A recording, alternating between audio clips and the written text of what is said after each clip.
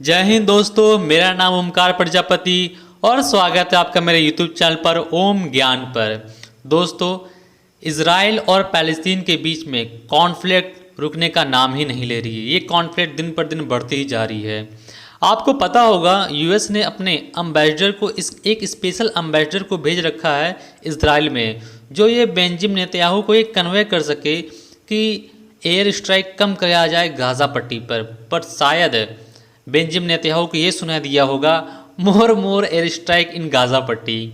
अगर देखा जाए इस हाल ही समय में अगर कोई देश है जो इज़राइल का कड़ा विरोध कर रहे हैं इस दुनिया में, तो वह दो देश आपको मिलेंगे, एक पाकिस्तान और दूसरा तुर्की। अभी हाल ही में पाकिस्तान की कराची सिटी में थाउजेंड ऑफ प्रोटेस्ट देखने को मिले हैं और ये प्रोटेस्ट पाकिस्तान के सेलिब्रिटीज़ द्वारा लीड किया गया है। आप ये देख सकते हैं इमेज, वहाँ पर कराची सिटी में जो प्रोटेस्ट किया गया है।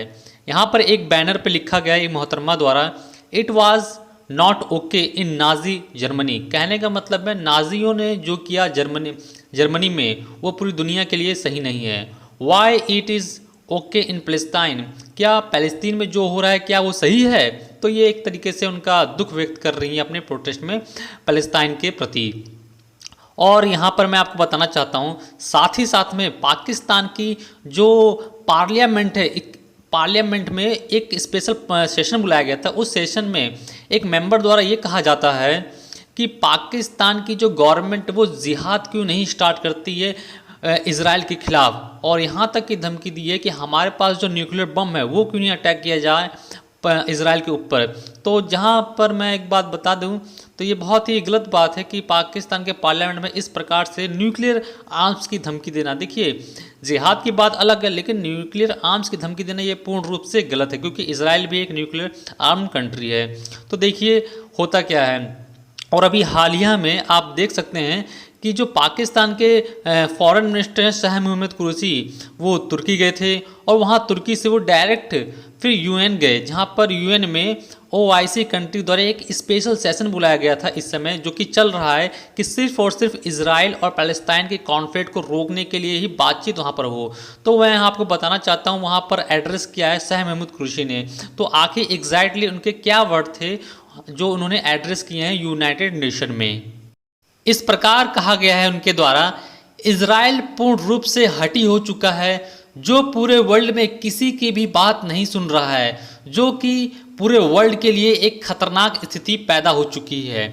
और जिस प्रकार इज़राइल की फोर्स गाज़ा पट्टी में एयर स्ट्राइक कर रही है और उस एयर स्ट्राइक में सिविलियन और बच्चे मारे जा रहे हैं, वो पूर्ण रूप से गलत है। मैं इसकी कड़ी निंदा करता हूँ। मैं यहाँ पर एक बात ऐड करना चाहता हूँ कि इजरायली एयरफोर्स का यहाँ पर सुबह एक ट्वीट आया था और उन्होंने एक बताया कि कल मॉर्निंग में हमने गाज़ा पट्टी में स्थित, आप इस फोटो में देख सकते हो जहाँ पर ये पॉइंट हुआ है, यहाँ पर लगभग 30 से ज़्यादा रॉकेट इजरायली एयरफोर्स ने गाज़ा पट्टी पर दागे हैं।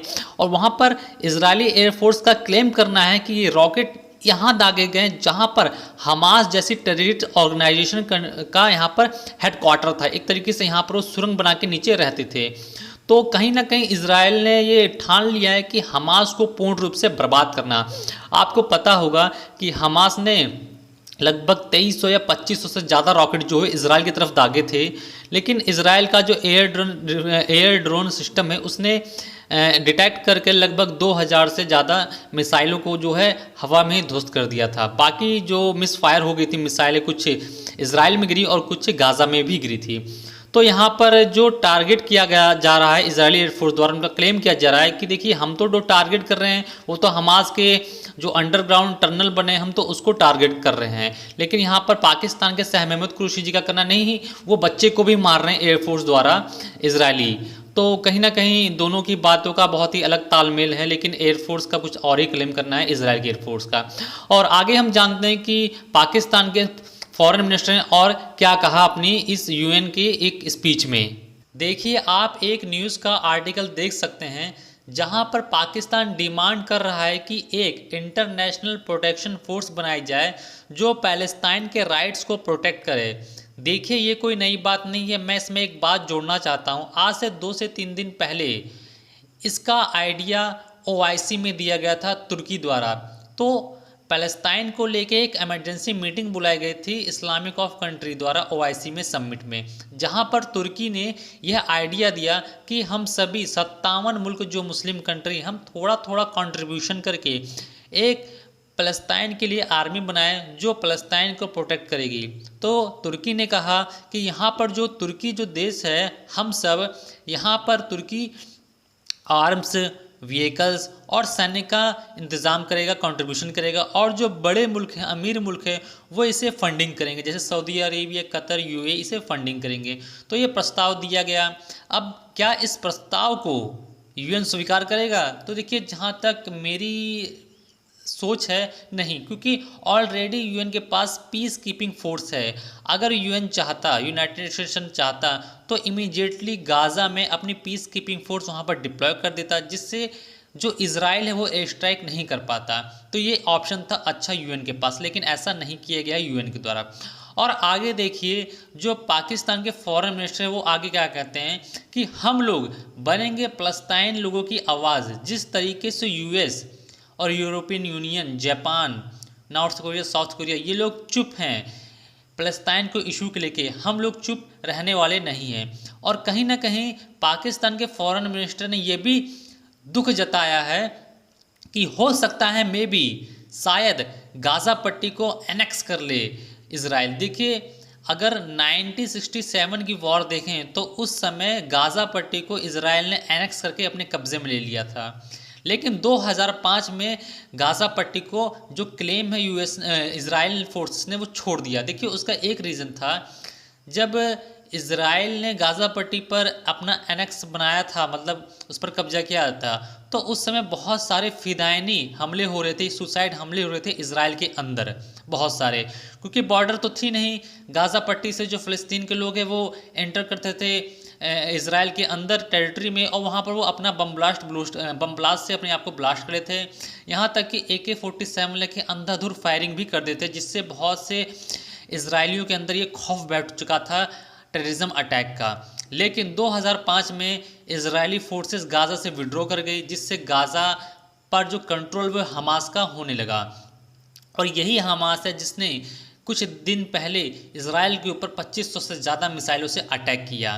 तो ये पूरा रीज़न था जहाँ पर इजरायली फोर्सेस ने गाज़ा पर विड्रॉ कर लिया था। अब ये डर है पाकिस्तान को, यहाँ तक कि इस पूरी मुस्लिम उम्मा को, कि कहीं ना कहीं इजराइल कहीं से फिर एनेक्स ना कर ले गाज़ा पट्टी को, क्योंकि इजराइल का आपने एम सुना ही होगा, क्योंकि इजराइल जो है इस समय वो ग्रेटर इजराइल को देख रहा है, जहाँ पर इजिप्ट की कुछ ज़मीनें, इजराइल की सीरिया की ज़मीनें, और जॉर्डन और लेबनान की ज़मीनें, और सऊदी अरब की ज़मीनें, जहाँ पर मिलकर एक ग्रेटर इजराइल बनेगा। तो ये सब बातें थी। और उन्होंने ये भी चिंता जताई कि जो हम ये फोर्स की डिमांड कर रहे हैं, इंटरनेशनल प्रोटेक्शन फोर्स की, कहीं ना कहीं यूएन हम इसकी मंजूरी भी नहीं देगा। वो उनका डर है, क्योंकि जो 5 परमानेंट मेंबर है वो कहीं इस प्रस्ताव को ब्लॉक ना कर दे। क्योंकि देखिए, यूएस इस समय इजराइल के पीछे एक चट्टान की तरह खड़ा है।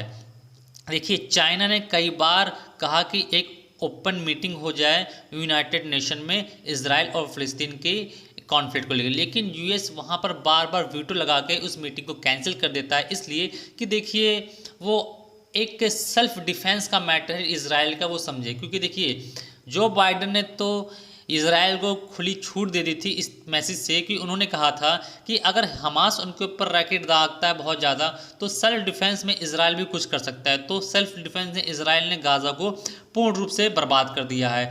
आपको पता होगा, कुछ दिन पहले वहाँ पर जो गाज़ा में एक बहुत बड़ा एशिया का न्यूज़ चैनल है अल जज़ीरा, उसकी बिल्डिंग को डिस्ट्रॉय कर दिया था। वहाँ पर फ़ोन किया कि देखिए बिल्डिंग से सभी लोग निकल जाइए, हम इसे डिस्ट्रॉय करने वाले हैं, और चंद घंटों बाद उस बिल्डिंग को डिस्ट्रॉय कर दिया गया। और वहाँ पर इजराइल का यह क्लेम कहना था कि इस बिल्डिंग में हेडक्वार्टर था, बल्कि यहाँ से ही हमास जो है वो ऑपरेट करता था, और इजराइल पे किस प्रकार अटैक करता है इसी बिल्डिंग से ऑपरेट करता था, इसीलिए हमने इस बिल्डिंग को उड़ा दिया। तो देखिए, अब आने वाले समय में क्या होता है। देखिए, अभी तक मैं जब ये वीडियो रिकॉर्ड कर रहा हूँ तो कहीं कहीं से न्यूज़ आ रही है कि सीज़ फायर हो सकता है। मुझे नहीं पता कंफर्म की है कि नहीं, तो मे बी मैं चाहता हूँ कि सीज़ फायर हो जाए और दोनों ही कंट्री जो हैं, फ़लस्तीन के लोग हैं, वो आपस में शांति में रहें। तो देखिए जैसे ही आगे न्यूज़ आती है सीज़ फायर की, मैं तैसे ही आपके पास कंटिन्यूस वीडियो अपलोड करता हूँ। और दोस्तों जल्दी से जल्दी 1000 सब्सक्राइब मुझे गेन करें और सपोर्ट करें। जय हिंद दोस्तों।